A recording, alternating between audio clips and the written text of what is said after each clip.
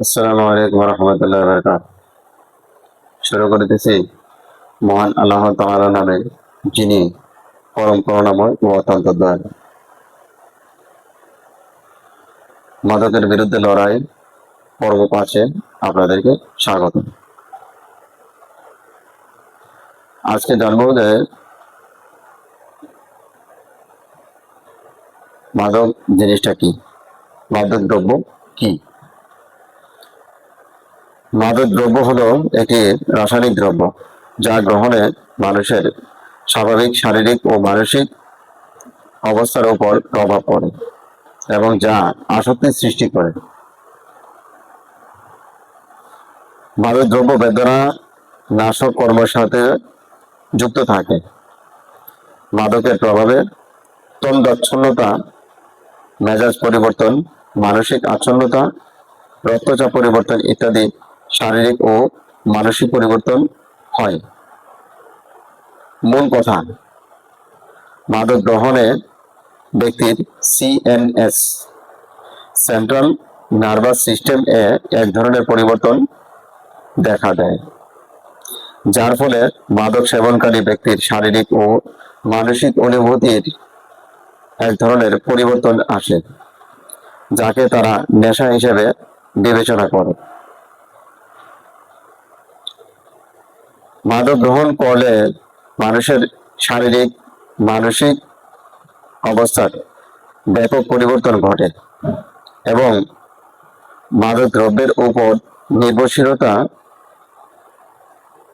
সৃষ্টির পাশাপাশি দ্রব্যটি গ্রহণের পরিমাণ ধীরে ধীরে বাড়তে থাকে। ব্যক্তির এই অবস্থাকে বলে মাদকাসক্তি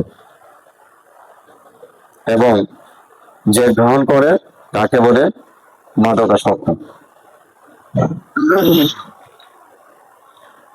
পর্ব 5-এ আমরা জানবো মাদকের প্রভাবে গর্ভকালীন জটিলতা ও সন্তানের উপর মাদকের প্রভাব। মাদকের প্রভাবে গর্ভকালীন জটিলতা ও সন্তানের উপর মাদকের প্রভাব কিভাবে পড়ে, এগুলো আমরা জানবো। 1 নম্বর হচ্ছে গর্ভপাত হয়ে যাবার সম্ভাবনা থাকে। 1 নম্বর বিষয় কি, গর্ভপাত হয়ে যাওয়ার সম্ভাবনা থাকে। 2, নির্ধারিত সময়ের পূর্বেই বাচ্চা প্রসব হতে পারে। গর্ভবতী মহিলা যারা আছে, যারা মাদক সেবন করে, তাদের নির্ধারিত সময়ের পূর্বেই, সাধারণত আমরা জানি যে আগেকার লোকজন সন্তান প্রসব করার সময়টা ছিল 10 দিন। তো এটা হচ্ছে নির্ধারিত সময়। এর অনেক পূর্বে অনেক সময় দেখা গেছে যে মাদক সেবনকারীরা যারা আছে তাদের বাচ্চা প্রসব হয়ে যেতে পারে। অনেক সময় দেখা গেছে যে আপনার 5-6 মাসও বাচ্চা প্রসব হয়ে যেতে পারে। এটা মাদক গ্রহণের ফলে এই ধরনের সমস্যা হতে পারে। 3 নম্বর হচ্ছে বাচ্চা বিকলাঙ্গ হতে পারে। বিকলাঙ্গ কিরকম? অটিজম, প্রতিবন্ধী এই ধরনের হতে পারে। হয়তোবা পায়ের সমস্যা হতে পারে, হয়তোবা হাতের সমস্যা হতে পারে, হয়তোবা অন্য কোনো অঙ্গে হতে পারে। এই ধরনের সমস্যা হতে পারে। তো এই ধরনের সমস্যা হয়েও আমার দেখা মতে অনেক মাদকাসক্তি শক্ত ব্যক্তি যাদের বাচ্চা হয়েছে, হাতের সমস্যা হয়েছে, পায়ের সমস্যা হয়েছে, এই ধরনেরও আছে। এবং বাচ্চার হৃৎপিণ্ড ও শ্বাস প্রশ্বাসে সমস্যা হতে পারে। বাচ্চার হার্ট, হৃৎপিণ্ড যেটাকে বলা হয়, ওটাতে সমস্যা হতে পারে এবং শ্বাস প্রশ্বাসে সমস্যা হতে পারে। জন্ম থেকেই সে শ্বাসকষ্ট নিয়ে জন্মাতে পারে। এটা মাদকাসক্ত ব্যক্তিরা যারা আছে তাদের এই ধরনের সমস্যা, তাদের বাচ্চা কাচ্চারা এই ধরনের সমস্যা হতে পারে। 4 নম্বর আছে বাচ্চা মানসিক প্রতিবন্ধী হতে পারে। একটু আগে যেটা আলোচনা করলাম যে বাচ্চা মাদকাসক্তের শক্ত ব্যক্তিদের বাচ্চা অটিজম হইতে পারে, মানসিক প্রতিবন্ধী হইতে পারে, মানসিক দিক দিয়ে সে কোনো না কোনো ভাবে সমস্যা থাকতে পারে। তো আমরা অবশ্যই জানি যে আমার কর্মের ফল কেন আমার বাচ্চা ভোগ করবে, এটা আমরা অবশ্যই জানি। তো এই ধরনের হওয়াটা মোটেও ঠিক না। কারণটা হচ্ছে যে আমি কেন মাদক গ্রহণ করব, আর এটার ফলস্বরূপ কেন আমার নেক্সট জেনারেশন যারা আছে এরা ভোগ করবে কেন? এটা হচ্ছে আমার থিওরি আর কি। তো আমি মনে করবো যে আপনারা যারা আছেন তারা অবশ্যই এই বিষয়গুলি খেয়াল করবেন, যাতে কোনো ধরনের কোনো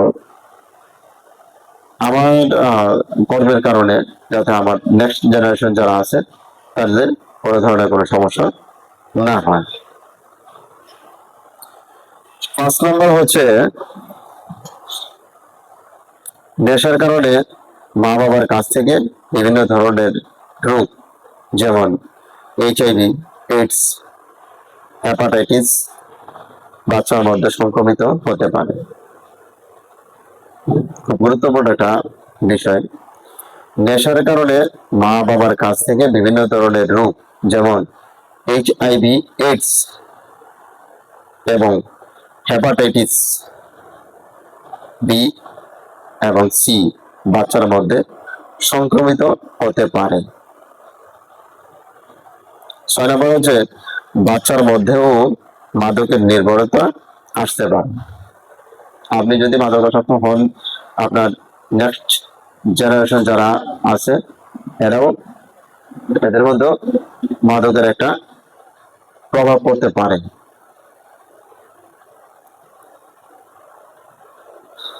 আবারও এগুলি সংক্ষেপে একটু জেনে নিই।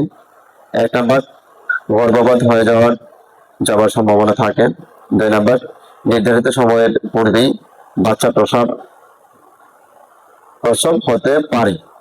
3 নাম্বার, বাচ্চা বিকলাঙ্গ হতে পারে এবং বাচ্চার হৃৎপিণ্ডে এবং শ্বাস প্রশ্বাসে সমস্যা হতে পারে। 4 নাম্বার, বাচ্চা মানসিক প্রতিবন্ধী হতে পারে। 5 নাম্বার, নেশার কারণে মা বাবার কাছ থেকে বিভিন্ন ধরনের রোগ, যেমন HIV, এইডস, হেপাটাইটিস বি অথবা সি, আমরা যেটাকে জন্ডিস বলে থাকি আর কি, জন্ডিসে বাচ্চার মধ্যে সংক্রমিত হতে পারে। 6 নাম্বার, বাচ্চার মধ্যেও মাদকের নির্ভরশীলতা আসতে পারে।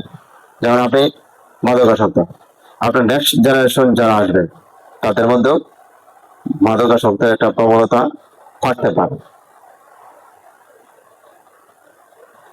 তো যারা মাদক সেবন করেন তারা এই বিষয়গুলি অবশ্যই খেয়াল করলে বুঝবেন যে আমরা মাদক কেন সেবন করতেছি, আর এটা সেবন করে লাভটা কি। মাদকাসক্ত ব্যক্তিরা যদি আমার সামনে দাঁড়িয়ে বলতে পারে যে মাদক সেবন করে লাভবান হয়েছে,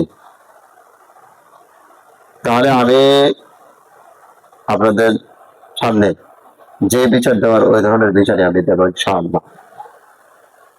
আর যদি আপনারা প্রমাণ না করতে পারেন যে আমি মাদক সেবন করে কোনো ধরনের কোনো লাভের মুখ দেখি নেই, বরং ক্ষতির মুখে দেখি, তাহলে তো আপনি অবশ্যই এই রাস্তা থেকে ফিরে আসবেন। আর যারা মাদকটা বাংলাদেশে ঢুকাইতেছেন তাদের কাছে বিনীতভাবে অনুরোধ, আপনারা এই পেশায় সংযুক্ত না থেকে আরো বাংলাদেশে অনেক ধরনের অনেক পেশা আছে, এগুলিতে আপনারা জড়িত থাকতে পারেন। এই পেশাটাই যে আপনাদেরকে বেছে নিতে হবে এটা তো কথা না। এই পেশাটা ছাড়াও আপনারা অন্যান্য পেশায় ঢুকে যান, আপনাদের কাছে বিনীত অনুরোধ। তো আজকে এই পর্যন্তই।